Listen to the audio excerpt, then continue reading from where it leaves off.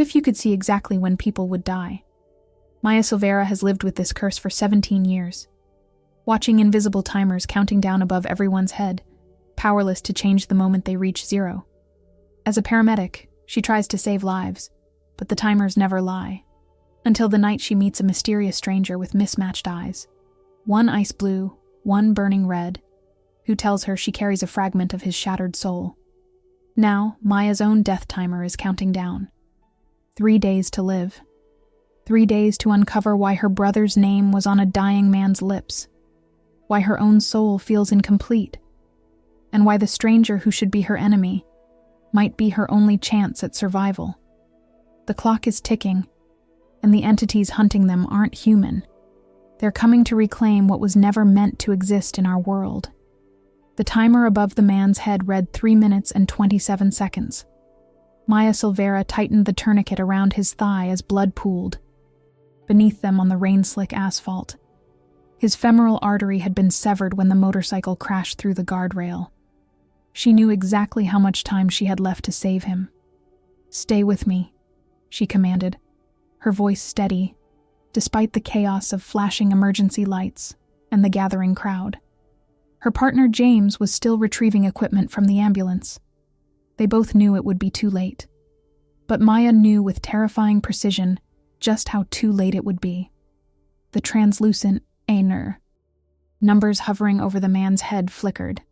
3 minutes, 22 seconds, 21, 20. No one else could see them. They never could.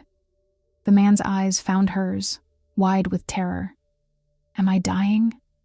His voice was barely a whisper. Maya had learned long ago never to answer that question honestly. "Focus on my voice. What's your name?" "Eric," he gasped. "Eric Donovan." 2 minutes, 58 seconds. She worked methodically, her hands moving through the familiar motions even as her eyes kept darting to the merciless countdown. "I've got you, Eric." The lie tasted bitter on her tongue. The first time she'd seen the timers, she was 8 years old, standing in a hospital corridor while her mother spoke with a doctor about her brother's condition. Every person she looked at had faint, shimmering numbers suspended above them. Most showed decades. The elderly nurse had 17 years, 4 months, 3 days. The doctor had 41 years. Her brother Lucas had 6 days, 14 hours, and 33 minutes. She'd told no one what she saw. Who would believe her? Instead, she spent those 6 days trying desperately to change what she knew was coming. Staying by his bed, monitoring every breath, demanding doctors check him when his color seemed off. Nothing changed the numbers. They counted down with perfect, terrible precision. 1 minute, 42 seconds. "James, I need the plasma," she shouted, applying more pressure to Eric's wound. James was running.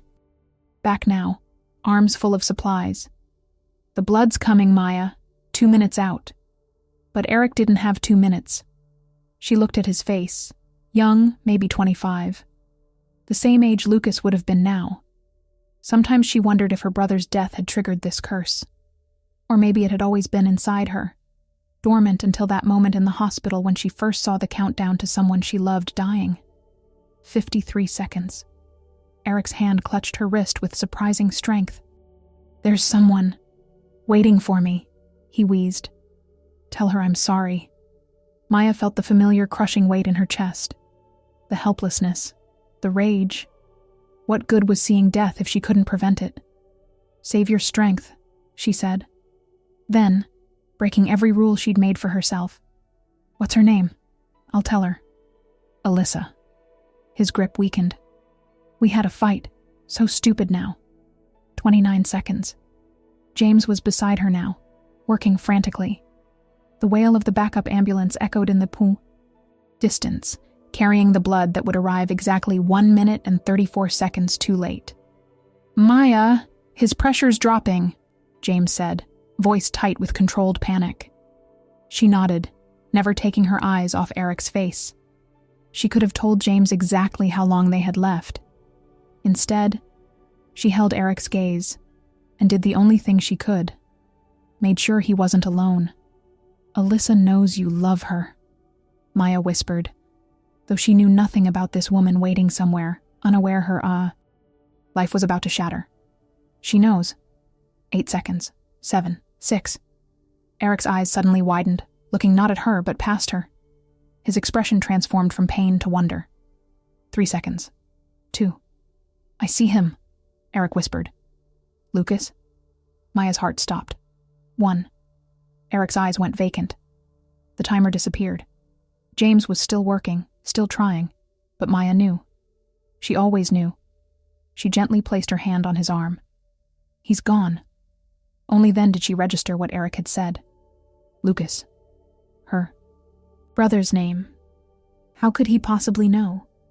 Later, after they'd pronounced him, after the paperwork and the hollow condolences to a sobbing Alyssa who'd arrived too late, Maya walked alone through the hospital parking garage. Her shift had ended 3 hours ago.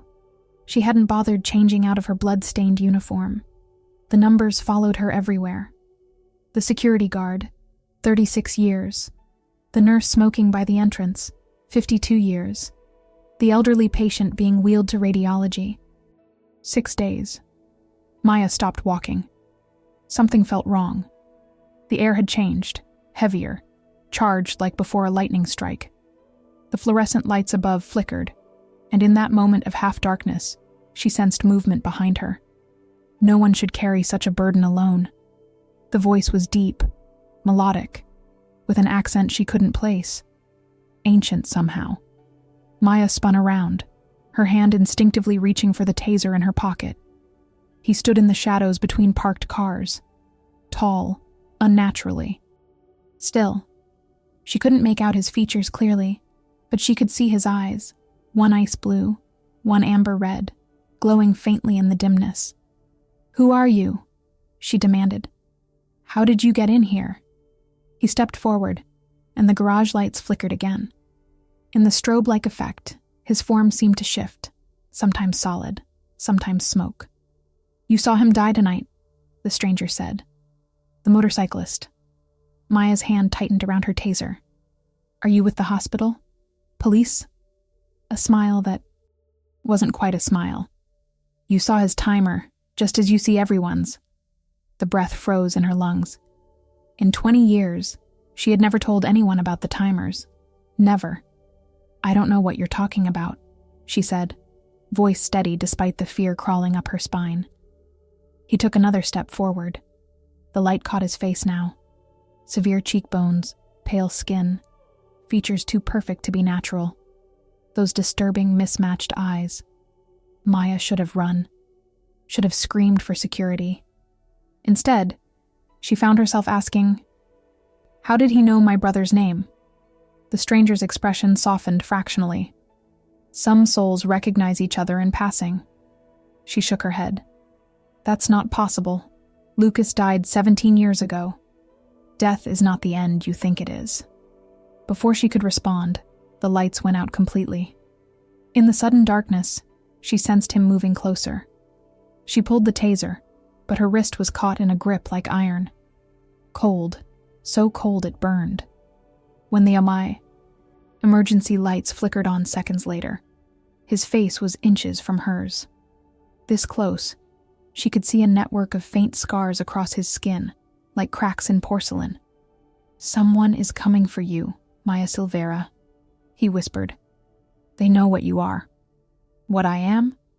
Her voice sounded distant to her own ears. "What am I?" His mismatched eyes searched hers. The blue one held something like sorrow. The red one, something like hunger. "The last piece of my soul." The emergency lights went out. When they returned 3 seconds later, he was gone. And above her own head, where her timer had always shown decades, the numbers now read 3 days, 6 hours, 12 minutes. Cassiel watched her from the rooftop across the street, his form partially dissolved into shadow. The woman, Maya, stood in her apartment window, silhouetted against the warm light behind her. She hadn't slept since their encounter in the parking garage. 3 hours and 17 minutes had passed, and she'd spent them pacing, checking locks, and staring at her reflection in the bathroom mirror, as if searching for something hidden beneath her skin. He could feel the fragment of his soul pulsing within her, a steady, familiar ache, like phantom pain from a limb long severed. The mismatched eyes that marked him as abomination, one celestial blue, one infernal red, allowed him to see what others couldn't. The golden thread connecting him to Maya shimmered in the space between them, visible only to him. 5 centuries of searching, and there she was, the final piece. But retrieving it would kill her. Cassiel closed his eyes, allowing his consciousness to drift toward the fragment. It had nestled itself around her heart, intertwined with her very essence. This explained her ability to see death timers. She carried a piece of a former death-bearer inside her. A sudden flare of pain shot through his chest. Another fragment of his soul, stored in another human, had just been reclaimed by his pursuers. He could feel it being destroyed, feel the memories it contained turning to ash. The pain doubled him over. How many fragments did he have left? 5? 6? The recovery process had fractured his memory. Each piece retrieved restored something lost, but the agony of reintegration was almost unbearable. When he straightened, Maya was no longer at the window. Inside her apartment, Maya pressed her back against the wall beside the window, heart hammering. She'd seen him, a flicker of movement on the rooftop opposite, those distinctive mismatched eyes catching the moonlight. This isn't real, she whispered to herself. But the timer above her head, her own timer, told a different story. 3 days, 2 hours, 54 minutes. Maya had never been able to see her own timer before. Not until he'd touched her. She grabbed her phone, hesitated, then dialed. "James, it's me. I know it's late, but did anything strange happen with that motorcyclist tonight? Eric Donovan?" Her partner's voice was thick with interrupted sleep. "Strange how? Did he say anything unusual? Before he died?" A pause. "He was delirious, Maya. People say all kinds of things when they're going into shock." "What did he say?" She pressed. "Something about light and shadows. And a name, I think." James yawned. "Maya, get some sleep. Bad calls hit hard, I know. We'll talk tomorrow." She hung up without saying goodbye. Light and shadows. Not her brother's name. Had she imagined it? But no, the timer. Above her head was real. She could see it from the corner of her eye, a constant reminder that something had fundamentally changed. The thought had barely formed when the lights in her apartment flickered.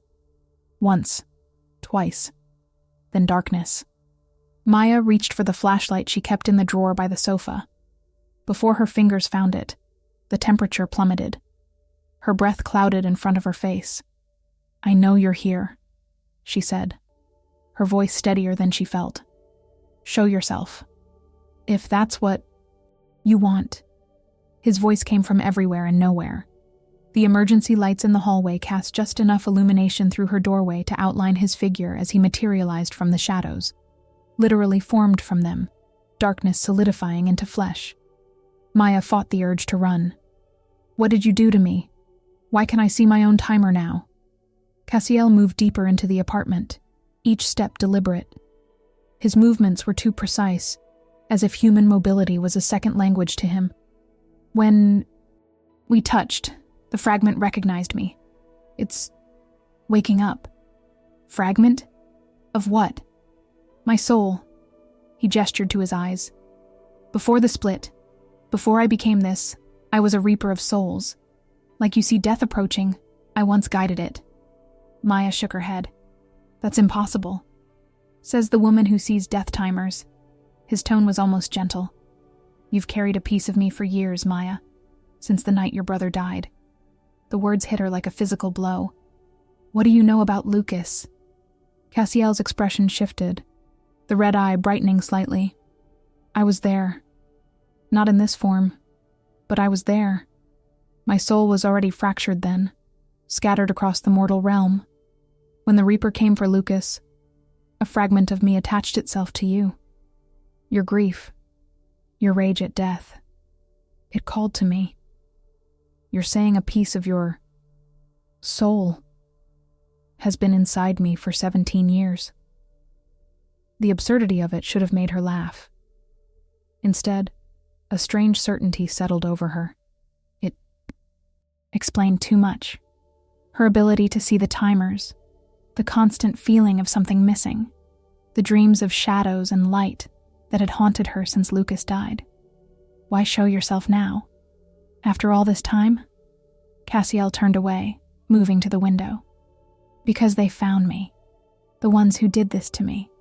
They're reclaiming the fragments, destroying them one by one. When they're done, I'll cease to exist. He looked back at her, his blue eye dimming. You're the last one, Maya. The last fragment. And if they find me? They already have. He nodded toward the timer above her head. 3 days. Maya's legs gave way. She sank onto the couch. That's why I can see my timer now. I'm going to die. Yes. The simple confirmation was somehow worse than any attempt at reassurance would have been. Can't you stop it? Take your fragment back? His expression darkened. That would kill you more certainly than they would. The fragment has been part of you too long. It's fused with your essence. Maya pressed her hands against her temples. This morning, my biggest concern was covering an extra shift. Now you're telling me I have a piece of a supernatural being's soul inside me, and I'll be dead in 3 days. She looked up at him sharply. Why should I believe any of this? In answer, Cassiel approached her, moving with that strange, too fluid grace. He extended his hand, palm up. See for yourself. Maya hesitated, then placed her hand in his. The moment their skin touched, the world fell away. Images flooded her mind.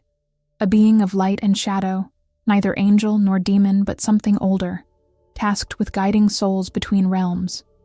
The shattering, the pain of being torn into pieces. Centuries of searching, of feeling less and less as each fragment was lost. The hollow emptiness of existing as only a fraction of a whole. Then, her own memories, but seen through different eyes. 8-year-old Maya in the hospital corridor, seeing the timers for the first time as a fragment of Cassiel's essence transferred to her. The years of isolation as she learned to live with her terrible gift. The night she became a paramedic, driven by the desperate hope that she might someday save someone whose timer was running out, proving the numbers could be wrong. When Cassiel released her hand, Maya was crying without having realized it.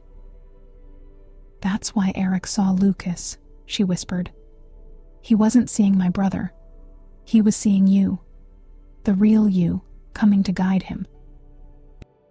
Cassiel nodded, his expression unreadable. The fragment in you recognized a soul in transition. Sometimes the dying see what they need to see. Maya wiped her tears with the back of her hand. So what now? We just wait for these hunters to find me? No. Cassiel's eyes, both the celestial and infernal, hardened with resolve. Now we run. For 3 days? What's the point?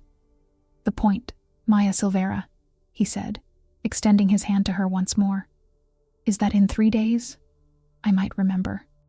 Enough to save us both. Outside, a car engine started. Headlights swept across the ceiling as a black SUV pulled up in front of her building. Maya looked at her timer. 3 days, 1 hour, 42 minutes. She took his hand.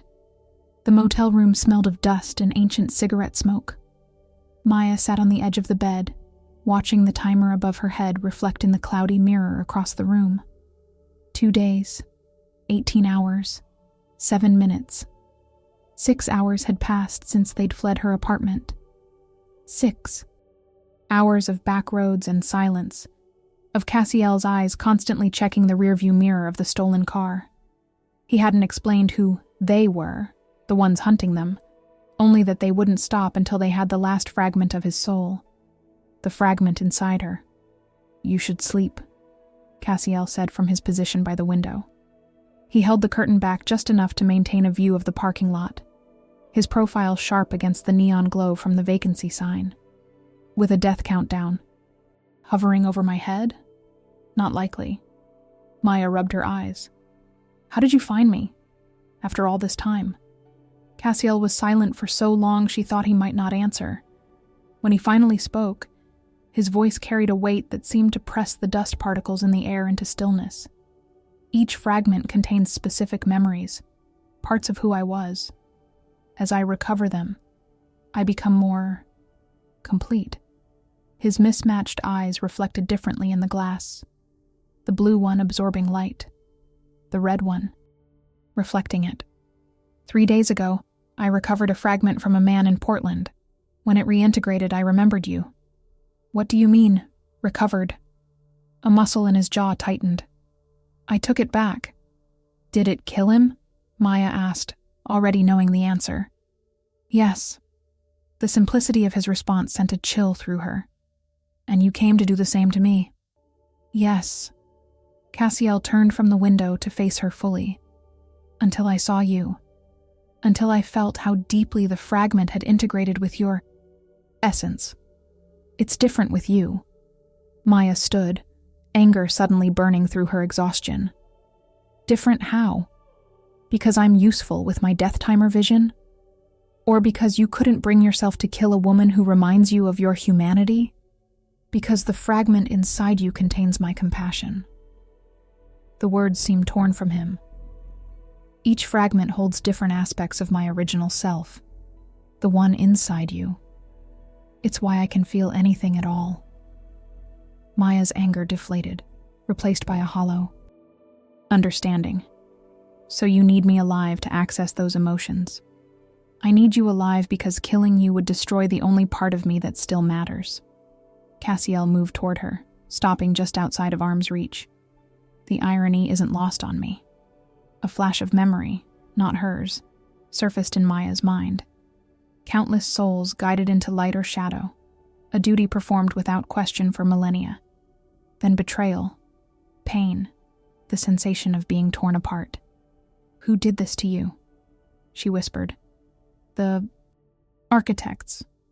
Cassiel's expression darkened. The ones who maintain the balance between celestial and infernal realms. I discovered they were redirecting souls, corrupting the natural order. When I threatened to expose them, they shattered my essence and scattered it across human vessels. Maya processed this, trying to reconcile the supernatural reality with the world she'd known. And these architects? They're the ones coming for me? They're collectors. Beings neither fully celestial nor infernal. Hunters specialized in retrieving what doesn't belong in the mortal realm. A question had been burning in Maya's mind since they'd fled her apartment. If my timer is counting down to when they find me, can't we just reset it? I've seen you manipulate time in your memories. Cassiel's eyes widened slightly, as if surprised by her insight. That ability was fragmented with my soul. I haven't recovered enough to control time as I once did. But I can see the timers, Maya pressed. With your fragment inside me, maybe I can affect them somehow. The idea hung between them, impossible yet tempting. It would be dangerous, Cassiel finally said. The fragment would have to be activated more fully within you. The process could kill you before your timer runs out. Maya laughed without humor. As opposed to definitely dying when it does run out? Not much of a choice. Before Cassiel could respond, the lights flickered. Once. Twice. The temperature plummeted so rapidly that the mirror cracked with a sound like a gunshot. They found us. Cassiel moved with impossible speed, pulling Maya behind him as the door to their room splintered inward. The figure that entered seemed to absorb the meager light rather than displace it. It wore the shape of a man, but its movements were wrong, too fluid, joints bending in impossible directions. Its face was smooth and featureless, except for 3 vertical slits where eyes and mouth should be. Fragment bearer, it said. Its voice a discordant harmony of whispers. Surrender the soul piece, and your passing will be gentle." Cassiel's form rippled, darkness bleeding from his outline like ink in water. "She doesn't have it anymore. I've already reclaimed it." The collector tilted its head at an unnatural angle. The slits on its face widened, revealing nothing but void behind them. "Lies. We sense it within her. The final fragment. The compassion bearer." It took a step forward. The carpet smoldered beneath its feet. Maya felt something shift inside her chest, a warmth spreading outward from her heart, flowing down her arms to her fingertips. The fragment, responding to danger. "Cassiel," she whispered. "What's happening to me?" He glanced back, his red eye flaring when he saw her hands. They were glowing faintly, gold light pulsing beneath her skin. "The fragment is trying to protect you," he murmured. Then, louder, to the collector, "She's integrating with it. If you take it now, you'll destroy part of what you seek to preserve." The collector paused, its head still tilted at that disturbing angle. "Impossible. Human vessels cannot integrate with soul fragments. This one has for 17 years. Cassiel straightened to his full height, his form solidifying. "She carries the only piece of me that matters. You'll have to go through me to take it." The collector made a sound like glass breaking. "So be it, Fallen One." It moved with blinding speed, but Cassiel was faster. He met the creature. Halfway across the room, his hands now wreathed in dual energies, cold blue light from his right, crimson shadow from his left. They collided with a thunderclap of power that shattered every light bulb and window. Maya was thrown back against the wall. Her vision blurred, but she could still make out the two figures locked in combat. Cassiel and the collector moving so quickly they appeared as streaks of light and darkness. The motel room deteriorated around them, reality itself seeming to warp and tear. Through the chaos, Maya's eyes fixed on the collector. Focusing, she tried to see if it had a timer like humans did. At first, nothing. Then, gradually, numbers shimmered into existence above the creature. Not a countdown to death, but a different sort of timer altogether. Time in the mortal realm. 27 minutes. 13 seconds. Understanding flooded through her. The collectors couldn't remain in the physical world indefinitely. They were bound by constraints. "Cassiel!" she shouted over the roar of energies colliding. "It can only stay here for 27 minutes. The collector's head snapped toward her, those vertical slits widening with what might have been surprise. In that moment of distraction, Cassiel struck. His hand, wreathed in blue flame, plunged into the center of the collector's chest. The creature shrieked, a sound that existed somewhere beyond human hearing, yet scraped against Maya's consciousness. It thrashed, its form distorting, stretching, then collapsing in on itself, until nothing remained but a small pile of what looked like black sand on the scorched carpet. Cassiel stood over it, breathing heavily. Blood, not red but gold-tinged black, trickled from a gash across his forehead, disappearing into his hairline. "How did you know?" he asked, turning to Maya. "About its time limit?" "I saw its timer." Maya looked down at her hands. The glow had faded, but she could still feel something new thrumming beneath her skin. Not a death. Timer. A containment timer. How long it could physically manifest here. Cassiel moved toward her, his movements now ragged, almost human in their exhaustion. "You shouldn't have been able to see that." "The fragment," Maya said, understanding dawning. "It's not just sitting passively inside me anymore, is it? It's changing me." "Yes." Cassiel reached out, hesitated, then gently touched her face. The contact sent a jolt of recognition through them both. Fragment calling to whole, recognizing itself. "And that means we have even less time than we thought." Maya looked up at her own timer, hovering inexorably above her head. 2 days, 17 hours, 41 minutes. But now, beside it, a second timer had appeared. This one counting up, not down. Integration. 6% complete. They drove through the night, the stolen sedan's headlights cutting through fog that had descended without warning. Maya watched the countryside transform from urban sprawl to dense forest, her fingers absently tracing the veins on her wrist where golden light had briefly pulsed. Above her head, 2 timers continued their opposing journeys, one counting down to her death, the other counting up as the fragment integrated further into her being. Death, 2 days, 11 hours, 23 minutes. Integration, 11% complete. "Where are we going?" she finally asked, breaking the silence that had stretched between them since they'd fled the motel. Cassiel's hands tightened on the pata, steering wheel. The blue eye fixed on the road ahead, while the red one seemed to watch something in the periphery. "There's someone who might help us," he said. A former architect who was exiled for questioning the order. If anyone knows how to separate a fully integrated fragment without killing the host, it would be him. And if he doesn't, then we find another way. Cassiel's voice left no room for the possibility of failure, but Maya had spent too many years watching death timers reach 0 to believe in false hope. "Tell me about the fragments," she said instead. "How many are there? What happens when they're all reclaimed?" Cassiel was silent for several moments, as if searching for the right words, or perhaps the right memories. The recovery process, he'd explained, was incomplete.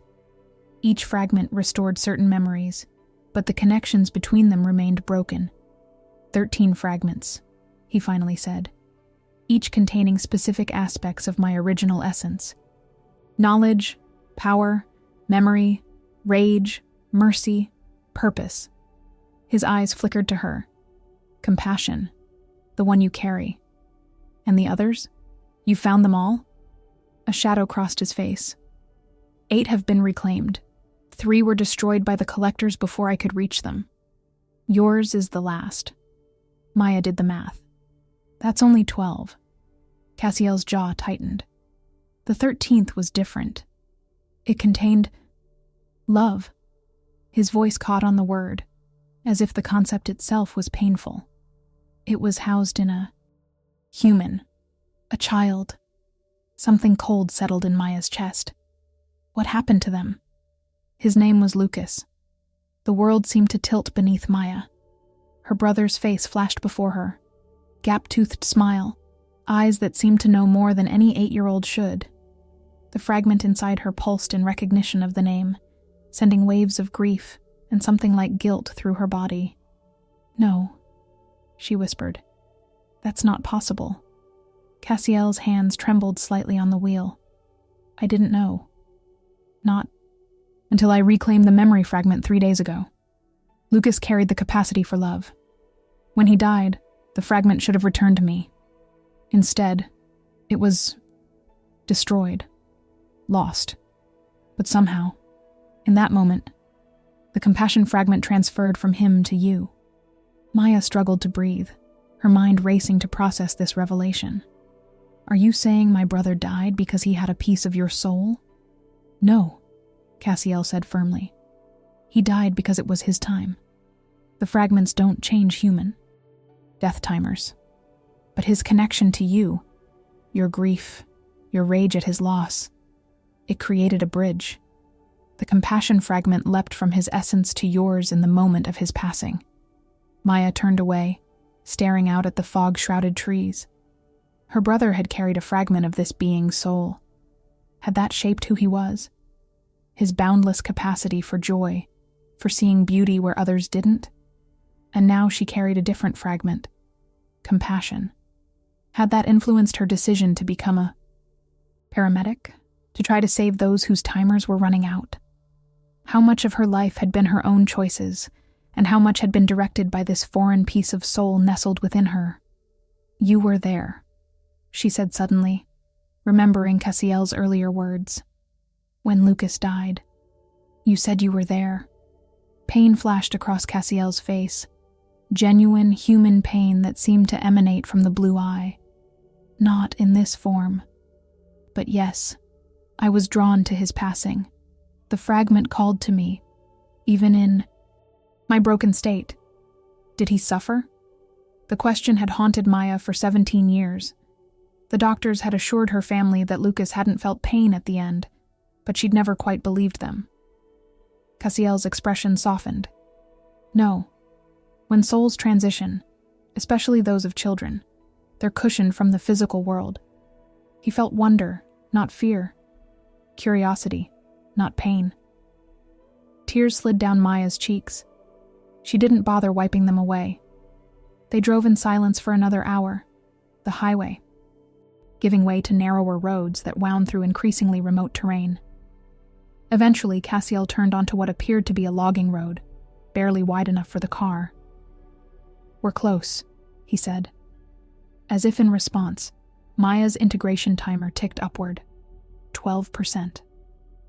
The car rounded a bend, and suddenly a cabin appeared through the fog. It stood in a small clearing, built of dark wood with a stone chimney from which no smoke rose. It looked abandoned, forgotten by time.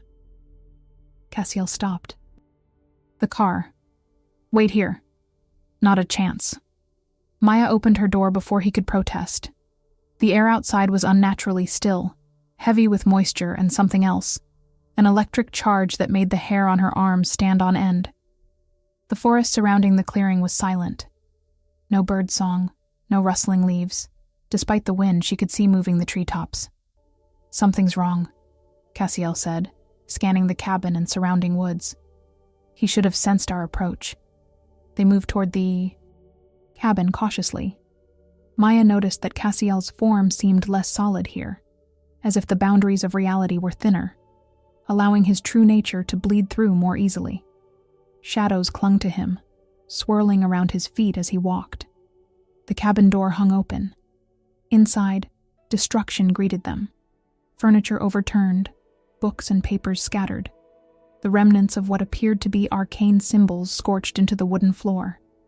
"We're too late." Cassiel knelt beside one of the symbols, his fingers hovering above but not touching the charred wood. The collectors found him first. Maya stepped carefully through the debris. Would they have taken him or killed him? Cassiel stood. Exile or not, he was still originally an architect. They wouldn't risk him helping us.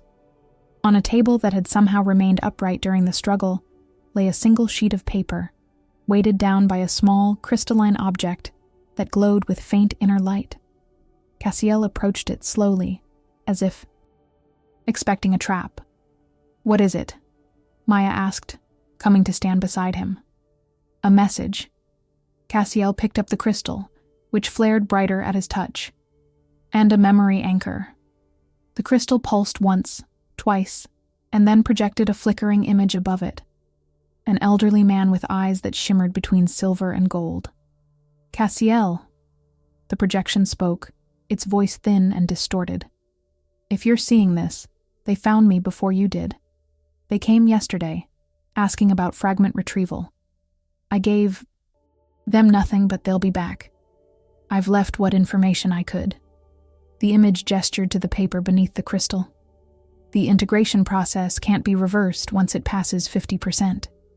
After that, separating fragment from host kills both.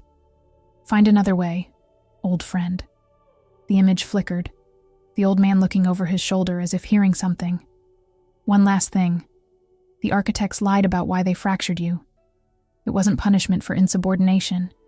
It was fear. What you discovered about soul redirection. It goes deeper than corruption. It's about the source.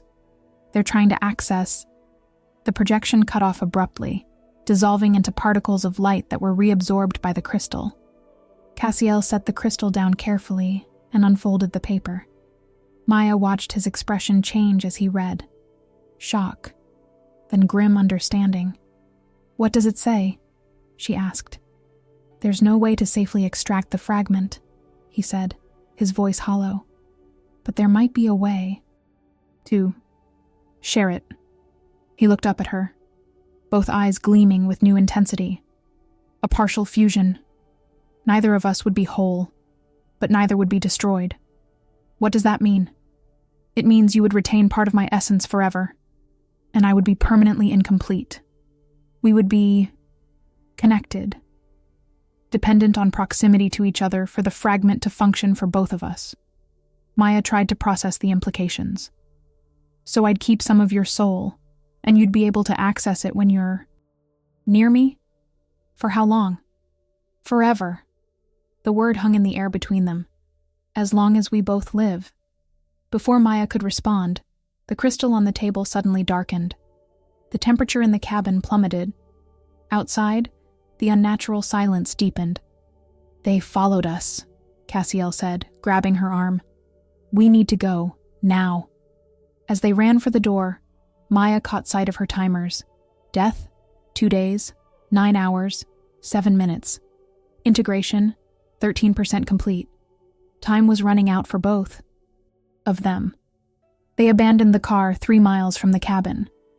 The collectors would track the vehicle, Cassiel explained, but would have more difficulty following their essence signatures if they moved on foot through the wilderness. Maya hadn't questioned how a paramedic with no survival training was supposed to navigate dense forest in the growing darkness. The alternative was death. Her timer now read 2 days, 6 hours, and 18 minutes. The integration counter had climbed to 16%. We need somewhere to regroup, Maya said, wincing as another branch whipped across her face. They'd been moving steadily uphill for nearly an hour, the terrain growing steeper and more challenging. To figure out this partial fusion thing, Cassiel moved ahead of her with unnatural grace, barely disturbing the underbrush. Occasionally, his form seemed to waver, becoming translucent before solidifying again. A sign, he'd explained, that his energy was depleting. The confrontation at the motel had cost him. There's a place, he said, pausing to help her over a fallen tree. His touch sent a jolt of recognition through her body, the fragment inside her resonating with his proximity. A boundary area where the veil between realms is thin. The collectors will have difficulty tracking us there. Why didn't we go there first? Maya asked, struggling to catch her breath. Because it's dangerous for humans. Cassiel's mismatched eyes seemed to glow in the fading light. Prolonged. Exposure to boundary areas can change you, but we're running out of options. As if to emphasize his point, a distant sound echoed through the trees.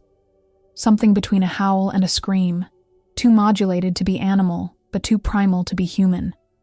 They've found the car, Cassiel said. We need to move faster. They pressed on as darkness fell completely. Maya would have been blind without Cassiel's presence. His form emitted a faint luminescence, just enough to illuminate the ground. Immediately around them, the forest grew denser, older, the trees towering overhead until they blotted out the stars. Something shifted in the quality of the air. It became heavier, charged with potential, like the moment before lightning strikes. Maya's skin prickled, and her vision began to change. Colors intensified, the greens of the foliage taking on an almost neon quality, shadows deepening to an impossible black. We're getting close to the boundary, Cassiel said. His voice sounded, different here, layered, as if multiple voices spoke in perfect unison. You'll start to see things differently. I already am, Maya whispered. They crested a ridge and found themselves looking down into a small valley. At its center stood a perfect circle of standing stones, each twice the height of a man. In the moonlight, they appeared to vibrate slightly, as if they weren't quite solid. The ground within the circle seemed to ripple, like the surface of a pond disturbed by wind. What is this place? Maya asked, her voice hushed. A threshold. Cassiel started down the slope toward the stone circle. A place that exists in multiple realms simultaneously. The collectors can't cross without authorization from the architects, and even then, their time would be severely limited. Maya followed, trying not to stare at the impossible things happening at the edges of her vision. Flickers of movement, shapes that appeared and disappeared, colors that shouldn't exist in nature. The fragment within her was responding to the boundary, its energy pulsing through her body in waves. Integration. 18%. As they approached the stone circle, Maya noticed symbols carved into each monolith, intricate patterns that seemed to shift and change when she wasn't looking directly at them. The air inside the circle shimmered like heat rising from pavement in summer. Cassiel stopped at the edge of the circle. "Once we cross, you'll feel disoriented. Stay close to me. Don't wander." Maya nodded, then gasped as he took her hand. The contact was electric, the fragment inside her surging toward Cassiel's touch like metal to a magnet. Together, they stepped into the circle. Reality fractured. One moment, they stood in a forest clearing under moonlight. The next, they were in the same physical space, but everything had changed. The trees surrounding the circle were now massive, twisted things with luminescent bark and leaves that chimed like glass when they moved. Sky above was not black, but deep purple, streaked with ribbons of emerald light. The air itself seemed to breathe. "What?" Maya began, but stopped as she heard her own voice echoing strangely, as if coming from multiple directions at once. "Boundary distortion," Cassiel explained, his form more fluid here, darkness and light playing across his skin in patterns that matched the sky above. "We're experiencing multiple realities layered upon each other. Focus on me. I'm your anchor." Maya gripped, his hand tighter, fighting waves of vertigo. Her perception kept shifting. One instant seeing the forest clearing, the next, this alien landscape. Her mind struggled to reconcile the contradictory inputs. In the center of the circle stood a single object that remained consistent across the realities. A small stone altar, weathered by time. Cassiel led her toward it. "We can rest here," he said. "The collectors won't risk crossing the boundary without direct orders from the architects. It will, take time for them to secure that permission." Maya sank down on the edge of the altar, her legs suddenly unable to support her. The integration counter ticked upward. 19%. "I can feel it moving inside me," she said, pressing a hand to her chest. "The fragment. It's like it's searching for something. It's responding to the proximity of its original source," Cassiel said, kneeling before her. "And to the thinness of reality here. Fragments always seek to be whole." Maya looked into his mismatched eyes, the celestial blue and infernal red. "What were you, before they shattered you?" A shadow passed over his face. "I was a guide. Neither angel nor demon, but something older. My kind shepherded souls to their proper destinations. Light or shadow, peace or penance." His expression darkened. "Until I discovered that the architects were redirecting certain souls, intercepting them before they reached their intended realms." "Why would they do that?" "Power." Cassiel's voice took on that layered quality again, reverberating through the boundary space. "Human souls contain energy, pure creation energy. By harvesting it, the architects were strengthening themselves, becoming something beyond their intended purpose." A memory surfaced in Maya's mind, not hers, but from the fragment. A vast chamber of light and shadow, figures seated in a perfect circle, passing judgment. A sentence of dissolution. Pain beyond comprehension as Cassiel's essence was torn apart. Scattered across the mortal realm in human vessels. "They feared you would expose them," she whispered. "Yes, and now they fear what will happen if I become whole again." He looked away, across the shimmering landscape. "But I never will be whole, not with the love fragment destroyed." Maya thought of Lucas, carrying a piece of this being's soul. Had it shaped his capacity for joy, for unconditional love?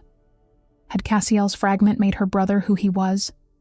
"What happens if they get what they want?" she asked. "If they destroy all your fragments?" Then the balance shifts further in their favor. The natural cycle of souls is already corrupted. That's why death feels so random, so cruel to humans. You sense it, even without seeing the timers. The wrongness of it. Maya had never been able to articulate that feeling, the deep-seated sense that death came too soon for some, too late for others, that the system, whatever it was, had broken down. And this partial fusion, she said, returning to the more immediate concern. How would it work? Cassiel met her gaze. We would need to perform a ritual here, in the boundary space. It would create a permanent connection between us. The fragment would exist in both places simultaneously, a quantum entanglement of soul energy. And the catch? There's always a catch. We would be bound. You would never be fully human again. I would never be fully restored. He hesitated. And we would need to remain in proximity to each other. If separated by too great a distance, the connection would cause pain. Eventually, it could kill us both. Maya let that sink in. So I'd be tethered to a supernatural being for the rest of my life? Never able to go far from you? Yes. And the alternative is death in 2 days? Yes. Maya laughed, a hollow, desperate sound that echoed strangely in the boundary space. Not much of a choice. There's something else you should know, Cassiel said, his expression grave. The ritual requires blood, a sacrifice. Of course it does. Maya sighed. How much blood are we talking about? Not quantity, significance. Cassiel stood, moving to the center of the altar where a shallow basin had been carved into the stone. Blood freely given from a moment of true emotion, grief, rage, love. Before Maya could respond, a wailing cry echoed through the boundary space, a sound that seemed to come from everywhere at once, vibrating through her bones. Cassiel stiffened. They've entered the forest perimeter, faster than I expected. I thought you said they couldn't cross the boundary. They can't, but they can surround it, wait us out. He turned to her, urgency in his gaze. Your timer, Maya. How long? She looked up, seeing the countdown still hovering inexorably above her head. Death. 2 days, 5 hours, 43 minutes. Integration. 21%. We have time, she said. Not much, but some. Enough to figure this out. Cassiel nodded, but his expression remained troubled. Rest. I'll keep watch. The boundary will strengthen me enough to confront them if necessary. As he moved toward the edge of the circle, Maya called after him. Cassiel? What if this doesn't work? The partial fusion? He paused, his form silhouetted against the impossible colors of the boundary sky. Then we find another way. But Maya had spent too many years watching death timers reach 0 to believe in false hope. The countdown continued above her head, a reminder that some fates couldn't be changed. Or could they? Maya woke with a start, disoriented by the shifting realities of the boundary space. She couldn't remember falling asleep on the stone altar, but her body had clearly succumbed to exhaustion. The sky, or what passed for sky in this liminal place, had changed from deep purple to a swirling amber, like honey held up to sunlight. Her timers were the first thing she checked. Death. 1 day, 21 hours, 17 minutes. Integration. 27%. Time. Moved strangely here. What had felt like minutes of rest had been hours. Cassiel stood at the perimeter of the stone circle, his form more ethereal than physical now. In this place, he appeared closer to his true nature, a being of light and shadow, neither fully corporeal nor completely immaterial. His outline rippled like heat waves, darkness and radiance chasing each other across his skin. They're still out there, he said without turning. 5 collectors, waiting. Maya moved to stand. Beside him, suppressing a gasp, as her perspective shifted again. Beyond the circle of stones, the forest alternated between its natural state and the alien landscape of towering, luminescent trees. And there, just beyond the tree line, dark figures stood perfectly still. Not quite solid, not quite shadow. Waiting, as Cassiel had said. How long can they stay there? She asked. Longer than we can stay in here. Cassiel's voice had that layered quality again, as if multiple voices spoke in unison. The boundary space affects humans more severely than collectors. Already, your integration is accelerating because of our proximity to the threshold.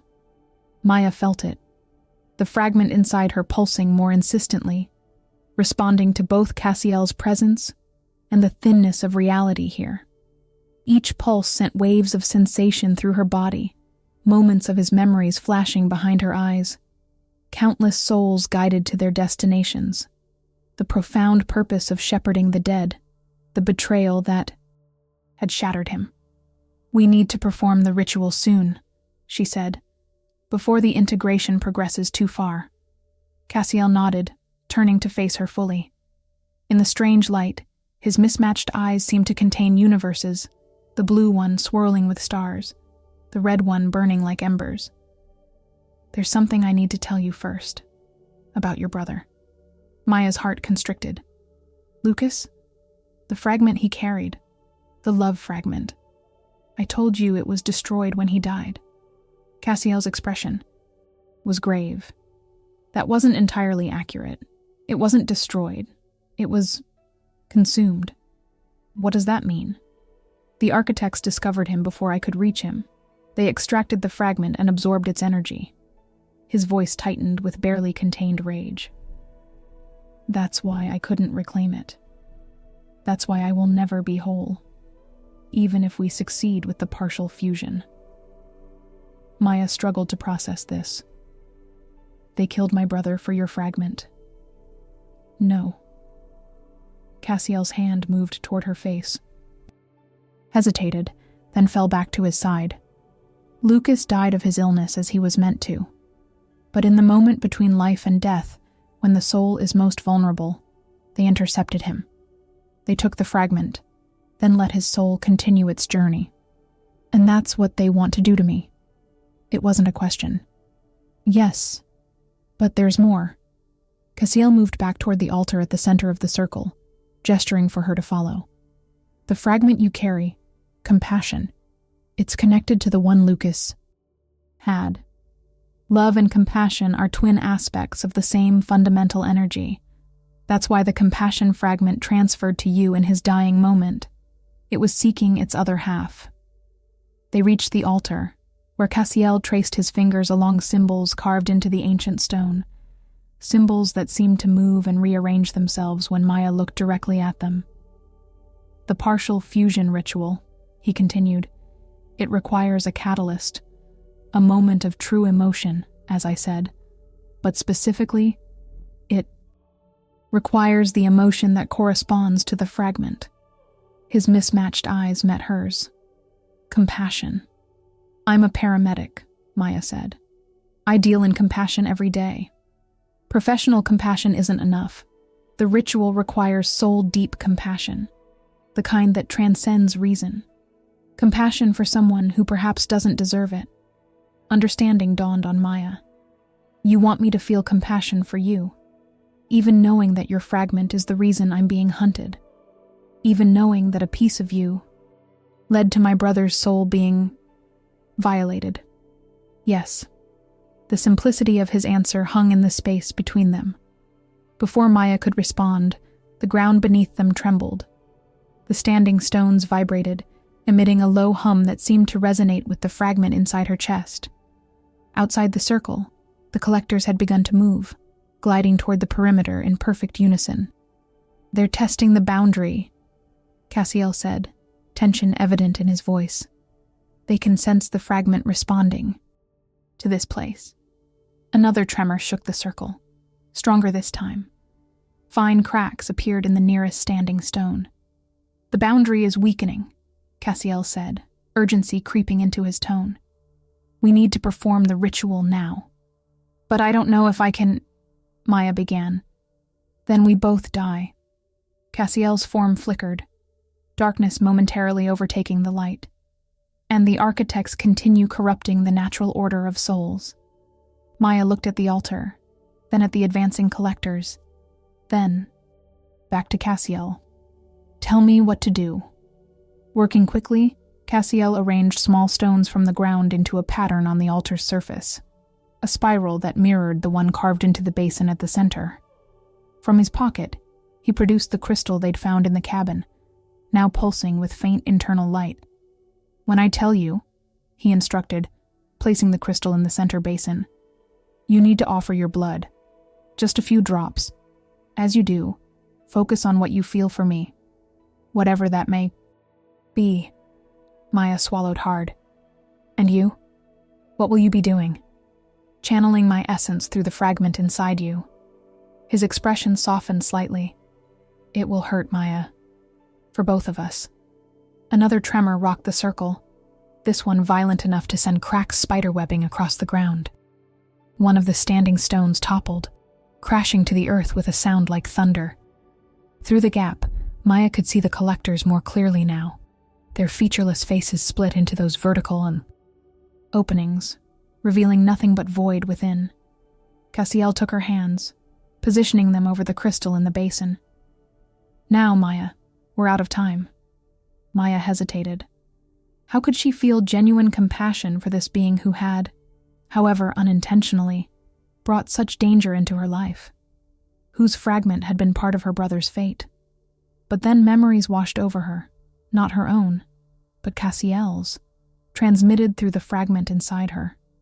The profound loneliness of existence after being shattered, the centuries of searching for pieces of himself, the horror of discovering what the architects had done to Lucas's soul, and beneath it all, a purpose so ancient and fundamental that it defied human comprehension, the sacred duty of guiding souls to their rightful destinations. And with those memories came understanding. Cassiel hadn't chosen this fate any more than she had. He'd been punished for trying to protect the natural order, for standing against corruption. Compassion bloomed in her chest, not the professional detachment she maintained with patience, but something deeper, soul deep, as Cassiel had said. Without further hesitation, Maya pressed her palm against the edge of the crystal, its facets sharp enough to cut her skin. Blood welled and dripped into the basin, instantly absorbed by the stone.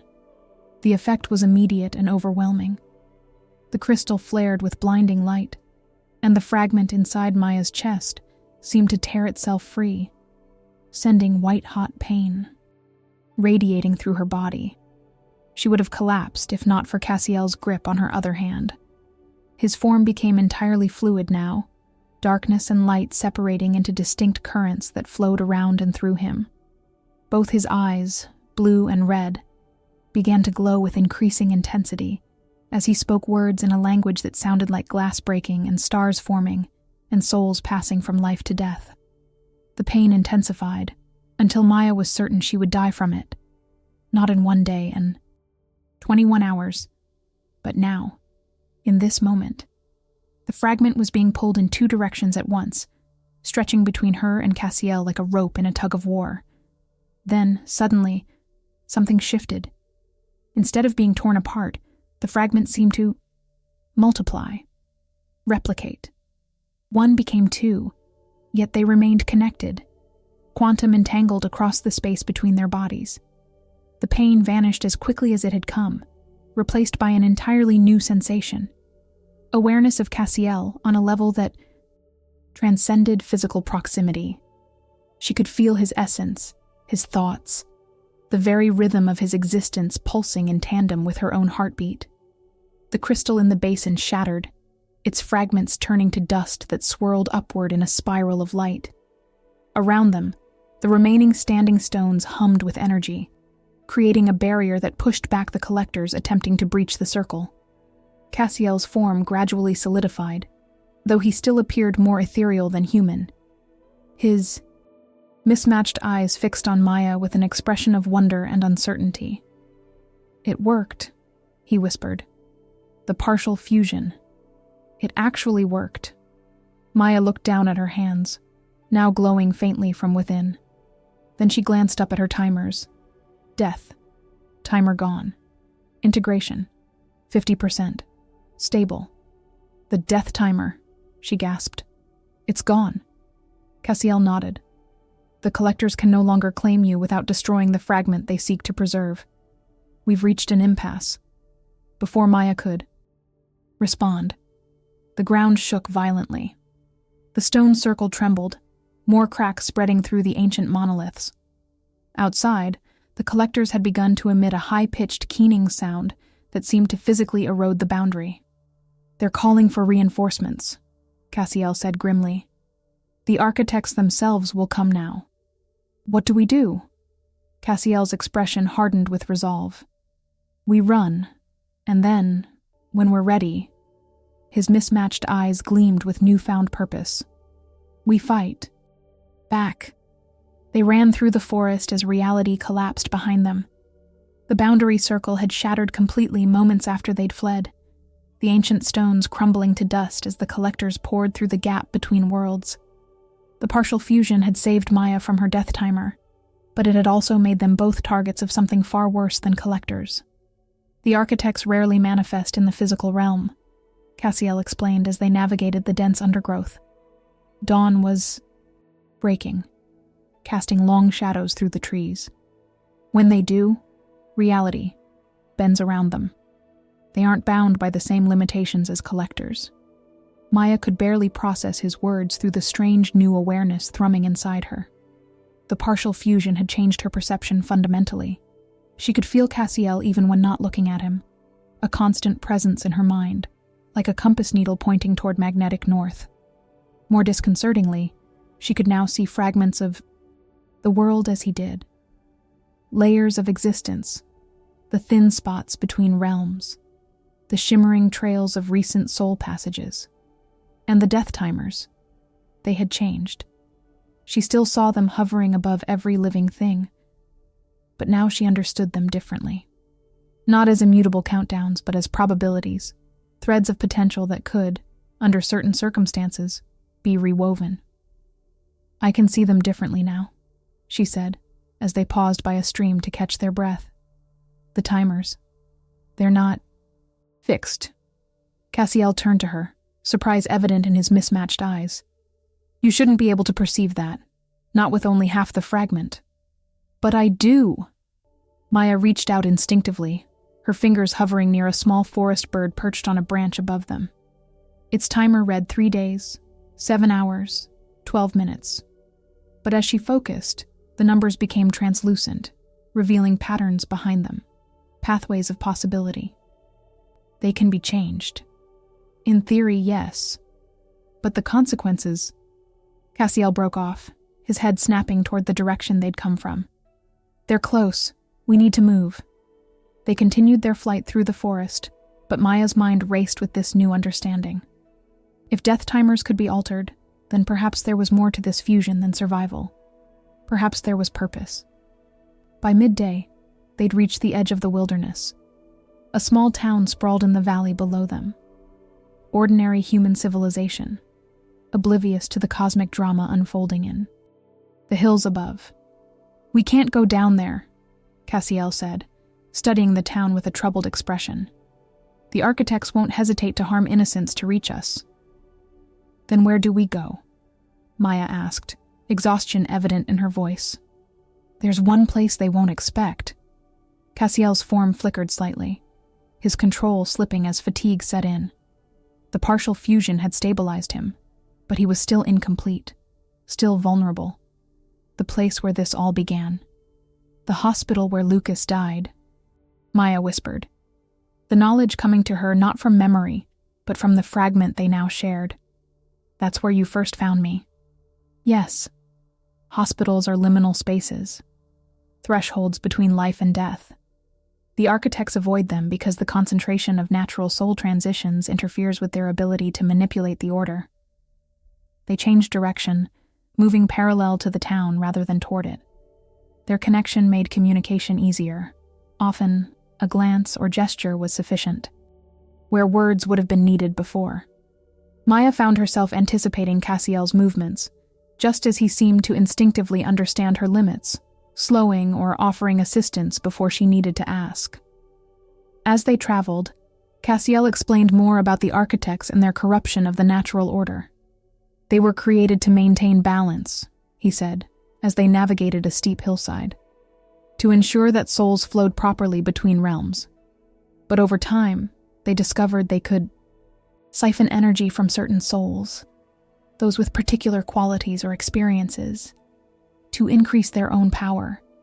Like Lucas, Maya said, the words painful in her throat. His soul had the love fragment. Yes, but it goes beyond the fragments now. They've developed a taste for certain types of souls. The innocent, the creative, those who feel deeply. They divert them, harvesting their essence before allowing what remains to continue to its destination. Horror bloomed in Maya's chest. That's why death feels so wrong sometimes, so random and cruel. Exactly. The natural order has been corrupted. Some die before their proper time because the architects crave their essence. Others linger far too long because their particular quality has already been harvested, and the architects have no further interest in them. By late afternoon, they'd reached a highway. Moving more cautiously now, they followed it toward the distant outline of a larger town. The hospital where Lucas had died, where Maya had first seen death timers, was on the outskirts. As they walked, Maya became increasingly aware of a new sensation, a pulling in her chest when Cassiel moved too far ahead, an echo of discomfort that wasn't quite pain, but hinted at what separation might feel like. "I can feel it," she said, "the tether between us." Cassiel nodded, his expression somber. "It will strengthen over time. Distance will become increasingly difficult. So I'm bound to you, forever." The reality of their situation was finally sinking in. "And I to you." His voice softened. "I'm sorry, Maya. If there had been another way..." There wasn't. She cut him off, surprising herself with the certainty in her voice. "And I'm not sure I regret it." They shared a look that contained more than words could express. The strange intimacy of their connection, the weight of shared purpose, the uncertainty of what came next.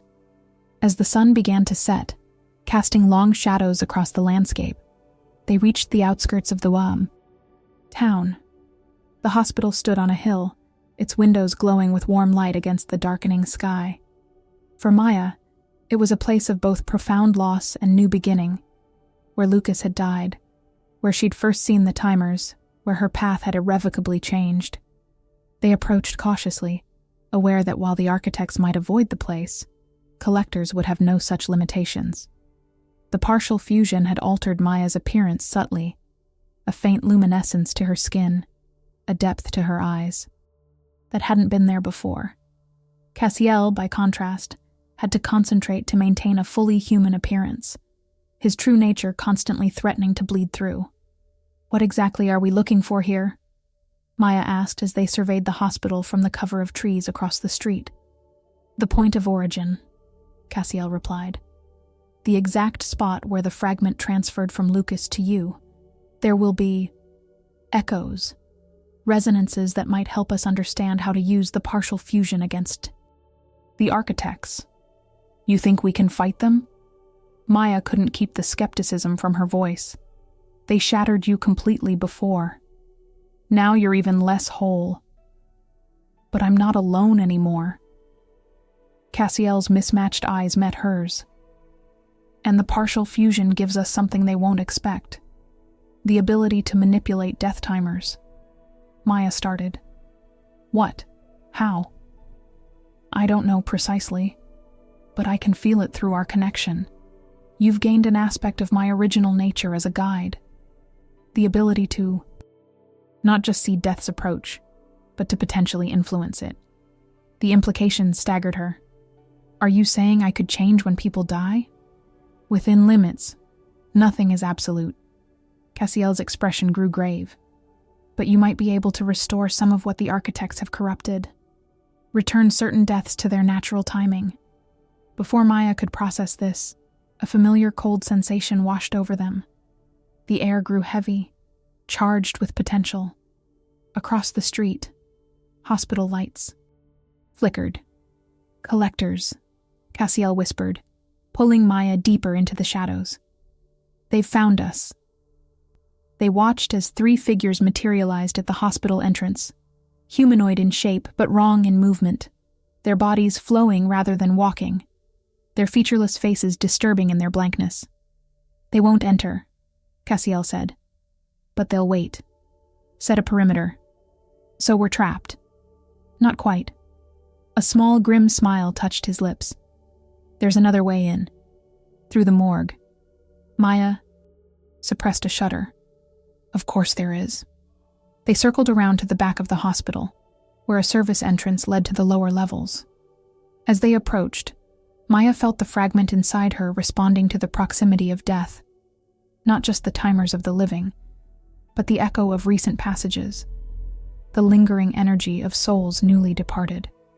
At the door, Cassiel paused, his form flickering more noticeably. "Once we're inside, the liminality of the place will make it harder for me to maintain. This form, I'll appear less human."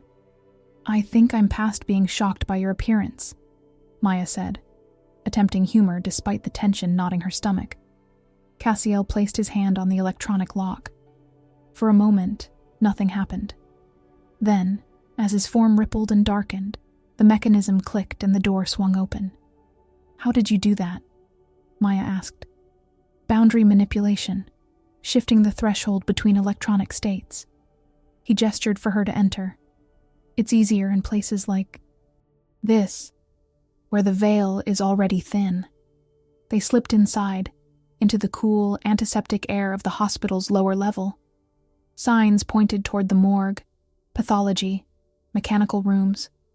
Maya had been here countless times, bringing patients who couldn't be saved, but never had the place felt so charged with significance. As they moved deeper into the building, Cassiel's appearance became increasingly ethereal, light and shadow chasing each other across his skin, his outline blurring at the edges.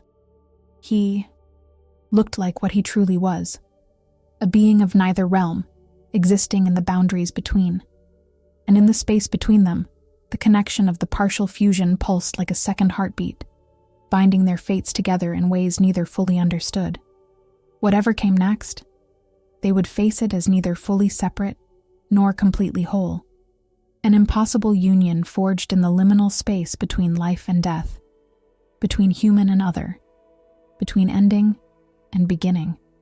The morgue was silent except for the soft hum of refrigeration units and the distant echo of hospital activity above them. Maya moved through the familiar space with practiced ease, though she'd never seen it quite like this before. The partial fusion had changed her perception, revealing layers of energy that clung to the recently departed. Trails of luminescent particles hung in the air, dissipating slowly, the remnants of souls that had moved on. Some paths were straight and clear, indicating natural transitions. Others appeared jagged, interrupted, confirming what Cassiel had told her about the architect's interference. "Third floor, east wing," Maya said, memories of that night 17 years ago surfacing with painful clarity. "Room 312. That's where Lucas died." Cassiel nodded, his form shifting between solidity and translucence as he struggled to maintain cohesion in this liminal space. "The hospital has likely renovated since then. The room number may be different, but the location will hold the war resonance we need." They took the service elevator, Maya pressing the button for the third floor. As the doors closed, she caught sight of Cassiel's reflection in the polished metal, or rather, reflections. The partial fusion had affected her vision in yet another way. She could now see both aspects of his true nature simultaneously. His celestial self burned with cold blue light, perfect and remote. His infernal self smoldered with crimson intensity, chaotic and passionate. Between them, barely, holding these opposing forces together, was the form she recognized. Cassiel, neither one nor the other, but something uniquely himself. "I can see you," she whispered. "All of you." His mismatched eyes met hers in the reflection. "And I you." She followed his gaze and gasped. Her own reflection showed not just her physical self, but a luminous outline where the fragment had integrated, a golden light that pulsed in rhythm with Cassiel's dual nature. No longer fully human, not quite other, hybrid existence, like his. The elevator doors opened to a quiet corridor. Night had fallen fully now, and the third floor operated on minimal staffing. They moved cautiously past the nurses' station, where a single attendant focused on paperwork, oblivious to their passage. Maya led the way to what had once been room 312. A different number adorned the door now, 326. But as they approached, she felt the fragment inside her respond, resonating with something unseen. "This is it," she murmured. "I can feel it." The room was occupied. An elderly woman slept peacefully, her death timer showing 3 years, 4 months, 7 days. A natural timing, undisturbed by architectural interference. They slipped inside, closing the door silently behind them. Cassiel moved to the center of the room, his form growing increasingly unstable, edges blurring until he appeared as much shadow and light as solid matter. "Here," he said, his voice that layered echo of multiple tones, speaking in unison. "This is where the fragment transferred, where your brother's soul passed, and the compassion fragment leapt to you rather than returning to me." Maya stood beside him, memories washing over her, both her own and those from the fragment they now shared. Lucas in the hospital bed, monitors beeping in slowing rhythm. The moment of his passing. The sudden awareness of timers hovering above every person in the room. The weight of knowledge no 8-year-old should bear. "What do we do now?" she asked. "We listen." Cassiel extended his hands, palms up. Places remember, especially places of transition. Maya mimicked his stance, guided by instinct rather than instruction. The moment her palms faced upward, she felt it. A gentle tug from the fragment inside her, reaching out to something in the room. The air between them began to shimmer, particles of light coalescing into patterns that resembled the symbols from the boundary circle. Images formed in the light, fractured. Memories from 17 years ago. Lucas, his small face peaceful in death. A presence in the room, invisible to human eyes but clear in this replayed memory. A collector, different from the ones pursuing them now. More ancient, more powerful. The memory continued, the collector reaching for Lucas, for the fragment he carried. Then a disruption, a moment of confusion as 8-year-old Maya ran to her brother's bedside, her grief creating a momentary boundary that the collector couldn't cross. In that split second, the love fragment within Lucas and the compassion fragment that had been nearby, drawn by the impending transition, made a choice. The love fragment surrendered to the collector, but the compassion fragment escaped, leaping to Maya in a transfer that should have been impossible. The memory dissolved, the particles of light dispersing like dust in sunlight. The fragments chose, Maya whispered, understanding washing over her. They made a decision, to sacrifice one so the other could escape. Cassiel's expression held wonder and grief in equal measure. They were never meant to have agency. Fragments are just that. Pieces, not whole entities capable of choice. He turned to her, his mismatched eyes glowing with new intensity. Unless what? Unless the architects were wrong about what happens when a soul is shattered. His voice took on an urgent quality. They assumed the fragments would be diminished, incomplete portions of the original. But what if each fragment contains the potential of the whole? What if, given time and the right vessel, they can evolve? Before Maya could respond, the air in the room grew heavy. The temperature plummeted, frost forming instantly on the window. The elderly patient's breath became visible in the sudden cold, though she remained asleep, unnaturally so. "They're here," Cassiel said, moving protectively in front of Maya. "Not collectors, architects." The space between the bed and the door rippled, reality folding in on itself. A figure emerged, humanoid in basic shape but wrong in every detail. Its body seemed composed of geometric planes that shouldn't fit together yet somehow did, creating a form that hurt to look at directly. Where a face should be was a smooth, reflective surface that showed not the viewer's reflection, but what appeared to be stars and void. "Fragment bearer," it said, its voice bypassing the air to resonate directly in their minds. "Compassion vessel. You have altered your configuration in an unexpected manner." 2 more figures emerged behind the first, identical in their impossible geometry.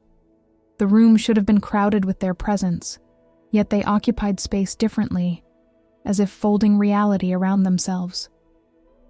"You cannot prevent the inevitable restoration of order," the central architect continued. "The fragment must be reclaimed, the anomaly corrected." Cassiel's form darkened, shadows swirling around him like a cloak. "You corrupted the order long before I discovered your theft of souls. You have no right to speak of restoration." The architect's mirror face tilted slightly. The guide entity remains improperly convinced of its comprehension. Soul energy is the mandate of the architects. Optimization is necessary for cosmic equilibrium. Optimization? Maya stepped forward, anger overriding fear. "You mean stealing, harvesting, my brother's soul. You took a piece of it for yourselves." The architect's attention shifted to her, their collective focus and almost physical pressure. The human vessel speaks as if it understands cosmic principles. Fascinating. The compassion fragment has integrated more completely than anticipated. "More completely than you feared," Cassiel corrected.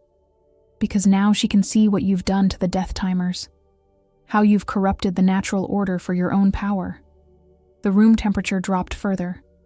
Ice crystals formed in the air, hanging suspended between them and the architects. "The timers are not for human comprehension," the central architect stated. "Return the fragment willingly, and your cessation will be without suffering." Maya felt something new stirring inside her, a power she hadn't accessed before. The partial fusion had given her more than just perception. It had given her the ability to act. She focused on the sleeping patient, seeing the woman's death timer with perfect clarity. 3 years, 4 months, 7 days. Natural. Undisturbed. Then she looked deeper, seeing as Cassiel once had. The intricate web of cause and effect that led to that specific moment of transition. The culmination of a life lived fully. The peaceful completion of a journey. This was what death should be. What it was meant to be before the architects began interfering. Understanding flooded through her, transmitted across the bond she shared with Cassiel. His eyes widened as he grasped what she was sensing. "Maya," he whispered. "You can see it. The true pattern." "Yes." She reached for his hand, their fingers intertwining. Where they touched, golden light bloomed, the shared fragment responding to their connection. "And I think we can restore it." The architects shifted, their impossible geometries rearranging in what might have been alarm. "The vessels cannot interfere with the timers. It is forbidden. It is impossible." "Nothing is impossible," Maya said, certainty filling her voice. "Only improbable." She reached out with her free hand, not physically, but with the new sense that the partial fusion had awakened. She touched the web of death timers spreading throughout the hospital, hundreds of lives, each with its designated end. Some were natural, many were not. Shortened by architectural interference or unnaturally extended after their essence had been harvested. With Cassiel's power flowing through their connection, supporting and amplifying her intent, Maya did what no human was ever meant to do. She began to restore the pattern. Corrupted timers, realigned to their natural conclusions. Lives that had been shortened were granted their full measure. Those unnaturally extended were gently guided toward peaceful completion. The architects moved to stop them, their forms rippling with what might have been rage or fear. But they couldn't approach the bubble of golden light that had enveloped Maya and Cassiel. Couldn't breach the boundary created by the perfectly balanced fragment they now shared. "What you have stolen, we reclaim," Cassiel said, his voice resonating with power that had long been dormant. Not for ourselves, but for them, for the souls you've corrupted. The hospital lights began to flicker, first on this floor, then throughout the building. The pattern of death and life reasserting itself, finding its natural rhythm after millennia of distortion. The central architect's mirror face cracked, a single line splitting it from top to bottom. This correction is temporary. We are eternal. We will reclaim what is ours.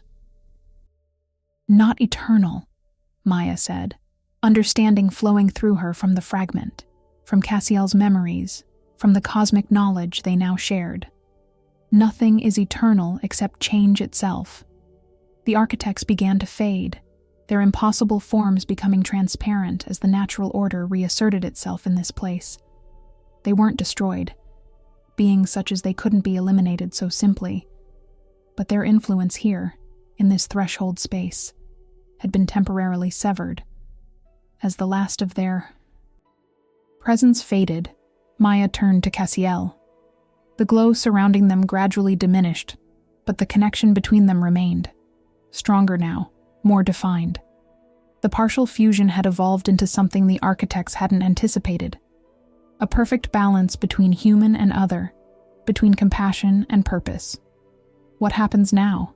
she asked. Cassiel looked down at their still joined hands, then back to her face. His mismatched eyes held a new expression. Hope, tempered with the wisdom of eons. "Now we continue what we've begun," he said. "One hospital, one city at a time, restoring the pattern where we can. It won't be easy. The architects will adapt, find new ways to harvest soul energy, and we'll always be bound to each other, never able to go far without pain. I can think of worse fates," Maya said, surprising herself with the truth of it. Outside the window, dawn was breaking, golden light spilling across a world that had fundamentally changed overnight, not in any way visible to ordinary eyes, but in the subtle realignment of life's most fundamental pattern, the journey of souls from beginning to end. For Maya and Cassiel, bound by compassion and purpose, it was just the beginning. What would you sacrifice for a second chance? Maya and Cassiel's journey reminds us that sometimes our greatest burdens can become our most profound purpose. Forever bound to each other, never able to separate without pain, they chose a life of shared destiny over certain death, a price paid, willingly to restore balance to a corrupted natural order. In a world where death often feels random and cruel, their story challenges us to question what lies beneath the surface of our reality. If you could see the true pattern of life and death, would you have the courage to fight for its restoration? If your soul became entangled with another's, would you resist or embrace the connection that forever alters who you are? This tale of fragments finding wholeness in each other speaks to something universal in all of us: the search for purpose, the yearning for connection, and the power of compassion to transform even the most impossible circumstances. If you found yourself moved by their journey, share this story with someone who understands what it means to be incomplete and still choose hope. Like, subscribe, and join us next time as we explore another world where the supernatural and human hearts collide in unexpected ways.